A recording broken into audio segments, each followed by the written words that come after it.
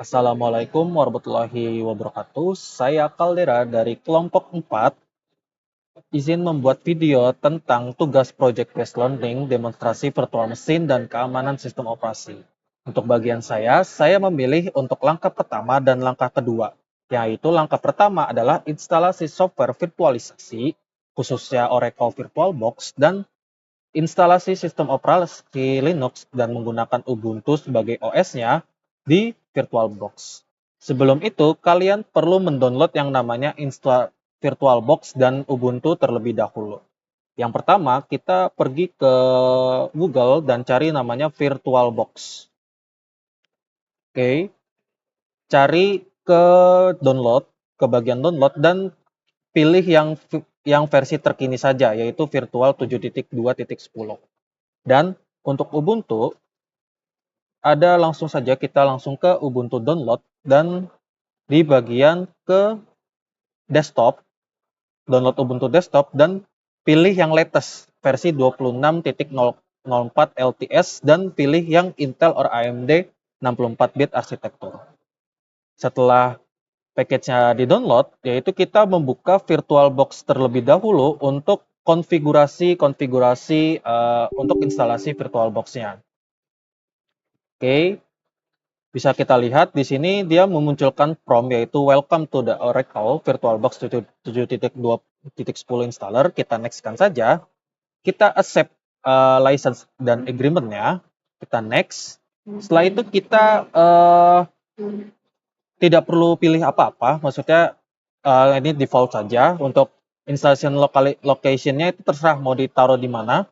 Saya ini ada di program files Oracle VirtualBox, saya ganti menjadi di bagian sini. Di bagian Omega, ini terserah ya, terserah kalian mau bikin di mana aja gitu. Misalnya kita VBox. Oke, kita okekan, kita next. Setelah itu kita instalasi, kita yes kan. Nah, ini kita select one or more startup option, kita select semua. Karena ini tuh ngebuat shortcut. Yang pertama itu kita start menu yang ada di sini. Untuk create desktop kita unchecklist saja, ini sebenarnya preferensi saja. Kita next, kita install, tunggu sampai sesaat. Oke, instalasi selesai, kita finish. Oke, jadi untuk yang bagian sini kita akan coba install Ubuntu.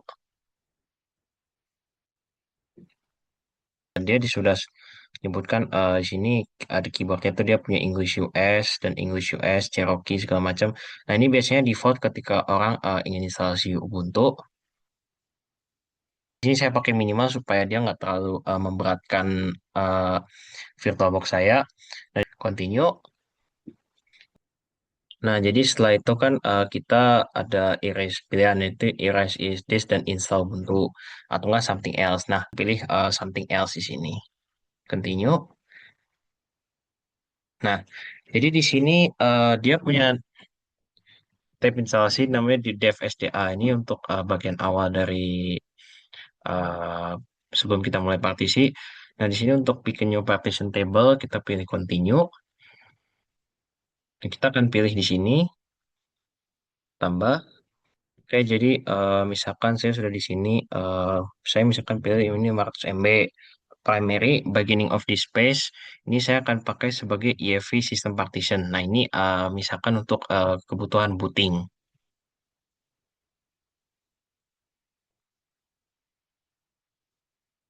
Nah, habis itu untuk sisa dari space-nya ini saya bisa pakai.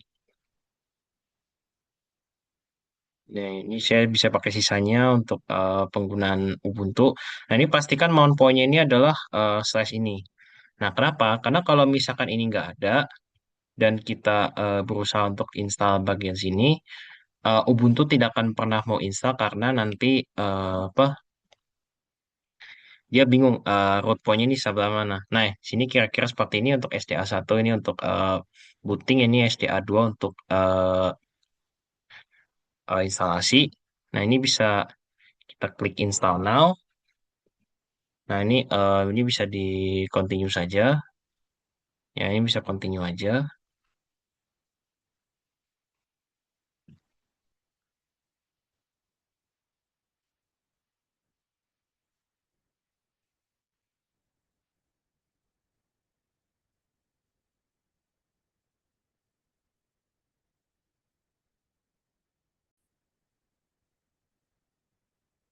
Oke, jadi setelah partisi tadi, ini saya bisa klik pilih zona waktu ini, zona waktu Jakarta, continue. Ini saya bisa pilih nama Timotius Darel. Sini saya bisa pilih Darel VirtualBox. Di sini saya juga bisa pilih Darel. Ops, maaf. Nah, di situ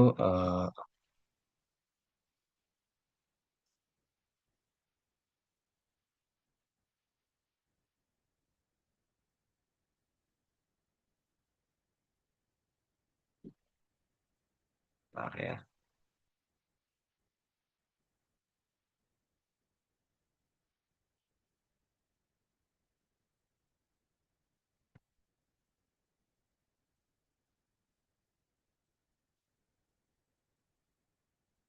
Nah, ini apa? Ini untuk daerah password. Di situ continue. Karena di sini, nah setelah ini apa? Ubuntu akan kira-kira melakukan restart. Ini memang akan butuh waktu yang sangat lama. Tapi di sini kita telah menyelesaikan bagian dari instalasi. Ini juga ini adalah salah satu contoh progres yang ada di dalam instalasi Ubuntu. Memang harap bersabar, ini memang akan sangat lama. Setelah itu dia bakal install sistem yang akan sangat memakan waktu lama. Oke, oke, ini jadi salah satu alasan kenapa dia instalasinya lama. Karena meskipun saya kasih prosesornya 6, mungkin di sini saya juga ngasih video memorinya 48 GB. Saya baru sadar kalau misalkan base memory dari Ubuntu-nya sendiri alias untuk RAM-nya sekitar 2 GB. Nah, Ubuntu ini normalnya dia perlu minimal 4 GB sehingga itu yang bikin kenapa dia instalasinya cukup lama.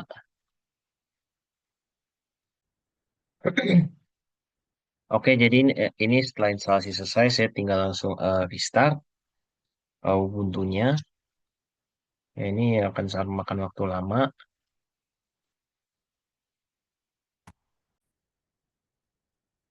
Nah, ini kira-kira bagian dari apa pasca instalasi Ubuntu, ini dia sedang ngelakuin apa nyingkirin medium instalasi lalu press enter. Ya, kira-kira kurang kira-kira kurang lebih seperti ini kalau misalkan menghadapi instalasi Ubuntu. Sekian, terima kasih.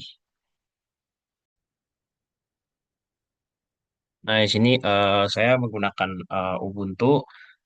Saya menggunakan sudo user add user Darel 1 untuk menambahkan user. Di sini dia untuk password ada pengaman mulai dari dia palindrom kayak misalkan AAAA, habis itu lebih pendek daripada 8 karakter tapi ini bisa di retype sehingga saya bisa langsung skip. Di sini full name, room number, work phone, home phone sama other bisa di skip. Jadi saya bisa langsung skip ke sudo add user Darel 2. Nah, di sini juga sama untuk yang password sama yang full name dan segala macam. Saya yes. Nah, habis itu saya untuk bagian grup, saya pakai sudo group add kelompok. Saya sudo user mode AG kelompok Darel 1 sama Darel 2 untuk open user ke dalam grup. Di sini saya bisa verifikasi menggunakan grup Darel 1 di sini. Nah, habis itu ini saya pakai sudo chmod 700 home Darel 1, sudo chmod 700 home Darel 2. Ini untuk memberitahu kalau misalkan cuman selain selain darah satu sama darah dua nggak ada yang bisa mengakses bahkan yang ada di dalam kelompok pun nggak akan bisa. Nah, oke, selanjutnya untuk yang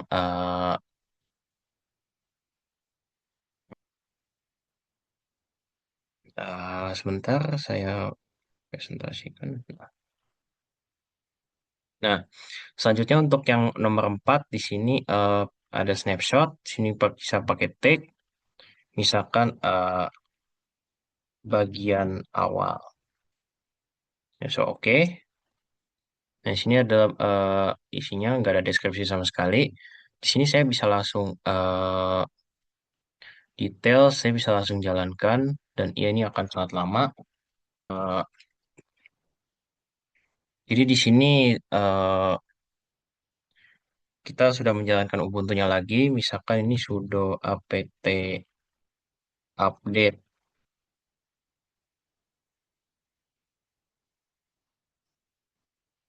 Habis itu kita sudo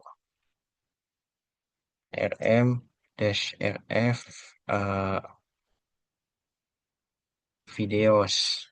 Nah, di sini kita melakukan sebuah kesalahan, yakni sudo rm-rf videos. Nah, jadi setelah itu kita harus matikan Ubuntu-nya lagi untuk bisa mengakses snapshot-nya kembali.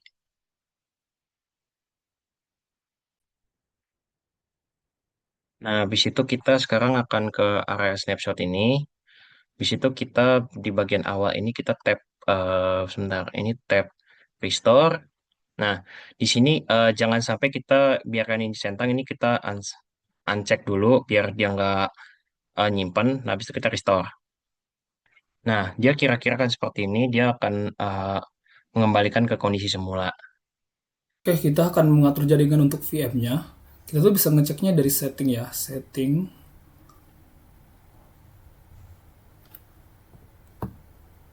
Terus di setting, kita tuh bisa cek bagian network adapter. Nah, ini tuh sudah default ya. Jadi device itu sudah connected dan connection itu ke NIT seperti itu. Nah, cara ceknya kita bisa langsung buka browser aja. Misal kita buka web saya yaitu Papernes. Nah, itu sudah bisa terbuka ya, yang berarti VM itu sudah bisa mengakses internet ataupun jaringan. Nah, hubungan jaringan dan mesin VM itu dan host itu menentukan gimana VM itu berinteraksi dengan dunia luar. Pada mode NAT atau alias translation, VM itu berada di dalam jaringan private yang terisolasi dan menjamin jalur internet itu host sebagai perantara.